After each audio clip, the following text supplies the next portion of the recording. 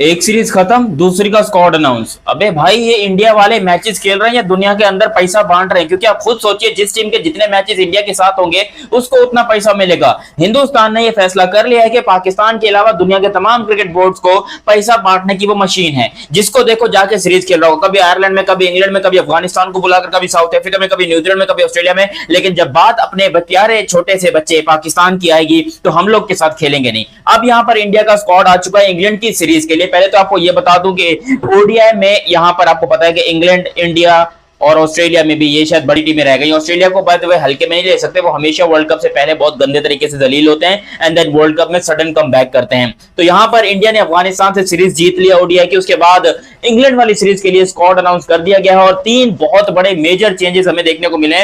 Nobody was expecting कि भाई इतना अच्छा परफॉर्मेंस करने के बाद इंडिया के लड़कों को कैसे लात मार के निकाल दिया जाता है, ये सवाल रहेगा। देखो, ये इंडिया वाले खुद सवाल पूछ रहे हैं। मुझे स्क्वाड का पता नहीं था, मुझे अचानक से एक इंडियन भाई कमेंट करते हैं कि आपको पता है कि जायसवाल को टीम से निकाल दिया। मैंने बोला क्या पागल वागल हो गया? भी रात को तो उसने सेंचुरी मारी है, उसको टीम से कैसे निकाल सकते हैं? हमारे यहाँ तो एक प्लेयर अगर किसी बड़े मैच में सेंचुरी मार दे तो अगले 10 साल तक उसको अपना सगा बाप बनाकर टीम के अंदर रखते हैं। और आपने यहाँ पर जायसवाल को लेटेस्ट इतनी अच्छी एवरेज, इतनी अच्छी रन मशीन होने के बाद आपने उसको टीम से साइड में कर दिया। खैर, मैंने जब देखा तो वाकई इंडिया का स्क्वाड आया और बहुत बड़ी बड़ी चेंजेस निकल कर आई हैं।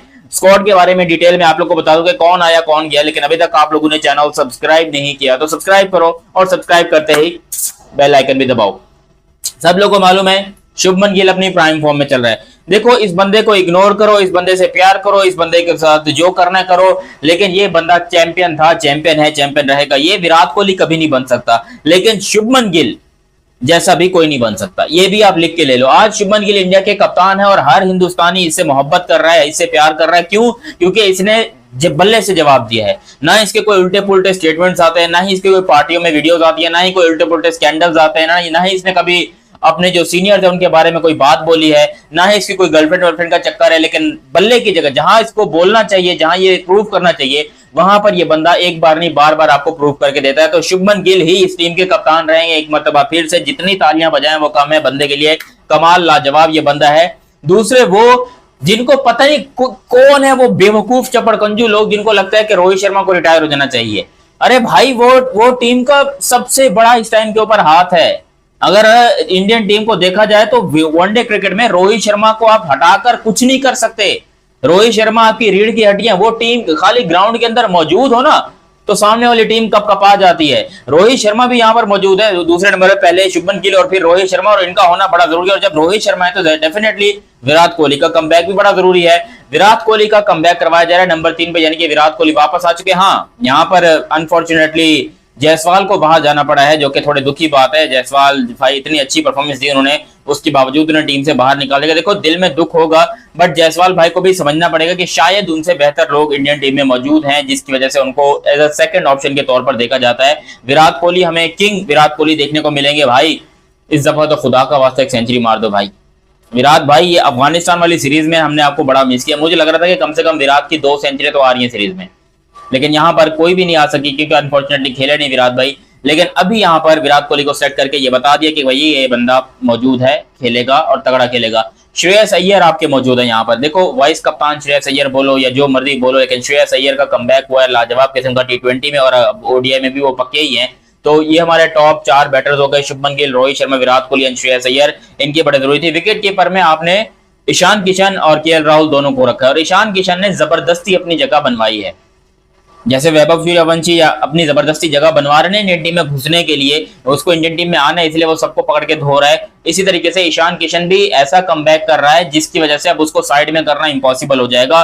ईशान किशन भी इस टीम के अंदर मौजूद है और केएल राहुल भी इस टीम के अंदर मौजूद हैं। 2 आपके विकेट कीपर हैं और दोनों अपने प्राइम फॉर्म में मौजूद है। ईशान किशन तो बाय द वे उसका तो अलग ही जलवा चल रहा है, लेकिन साथ में मैं केएल राहुल की भी तारीफ करूंगा भाई। वो अपना शानदार, देखो केएल राहुल ऐसा बैट्समैन है जो मुंह से कभी नहीं बोलता, लेकिन जब जब इसको मौका दोगे ये बंदा इंडिया के लिए प्रूफ करेगा और शानदार तरीके से प्रूफ करेगा भाई।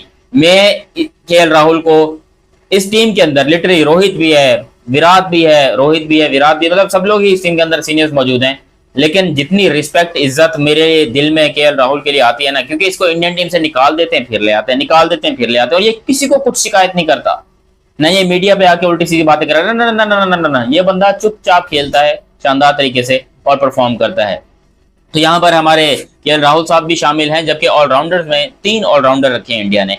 सबसे पहले वॉशिंगटन सुंदर, उसके अलावा यहाँ पर उसके अलावा वॉशिंगटन सुंदर, अच्छा वॉशिंगटन सुंदर के बारे में ना आकाश चोपड़ा कह रहा था कि इसको क्या हमें रखना चाहिए वर्ल्ड कप 2027 के प्लान में, क्या हमें रखना चाहिए, क्या हम मतलब ऐसे सोच सकते हैं कि हम रखेंगे? तो लोग कहते हैं कि नहीं भाई वॉशिंगटन सुंदर को नहीं रखना चाहिए, लेकिन मानो या ना मानो ये बंदा हर जगह पे घुसा बैठा होता है, T20 में भी, टेस्ट में भी और ओडीआई में भी। ये भी नहीं कि भाई ये बंदा बिल्कुल ही फजूल है या इसकी कोई परफॉर्मेंस नहीं है, ये नहीं, अच्छी परफॉर्मेंस है, डिसेंट परफॉर्मेंस है और ये बंदा टीम के अंदर जगह बनाने में कामयाब होता है। तो वॉशिंगटन सुंदर हमें देखने को मिलेंगे। अक्षर पटेल का कमबैक हो रहा है, ये शुक्र है कि उस बंदे का कमबैक हो रहा है, क्योंकि भाई वो भी बड़ा लाजवाब है, आउटस्टैंडिंग है, ब्रिलियंट है। अक्षर पटेल ने प्रूव किया है कि भाई वो इंडिया का बेस्ट बॉलिंग ऑलराउंडर है इस टाइम पे आफ्टर रविंद्र जडेजा, क्योंकि जडेजा को यहाँ पर मौका नहीं दिया जा रहा, तो इसीलिए शायद अक्षर पटेल जो है वो बेस्ट रिप्लेसमेंट हो सकते हैं जडेजा के बाद।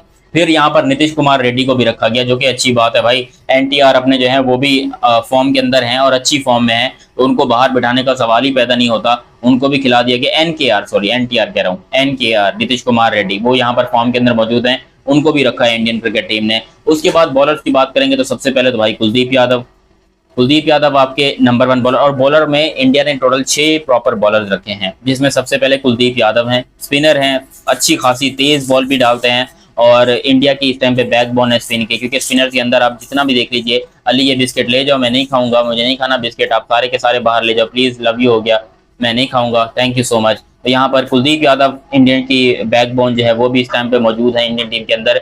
फिर बुमराह ओडीआई क्रिकेट में ये भी बहुत अच्छा है, क्योंकि जसप्रीत बुमराह का कमबैक भी बहुत जरूरी था और इसका होना टीम के अंदर ऐसा है कि जीत की गारंटी, क्योंकि बुमराह चाहे वो मुंबई इंडियंस में हो, चाहे वो इंडिया टीम में हो, कहीं पर भी हो, हर जगह पर ये बंदा मर्दों की तरह खेलता है, दिलेरों की तरह खेलता है, परफॉर्मेंस भी देता है। तो यहाँ पर बुमराह के लिए भी बहुत सारी तालियां भाई, ये बंदा वापस कामयाब हो गया टीम में आने में।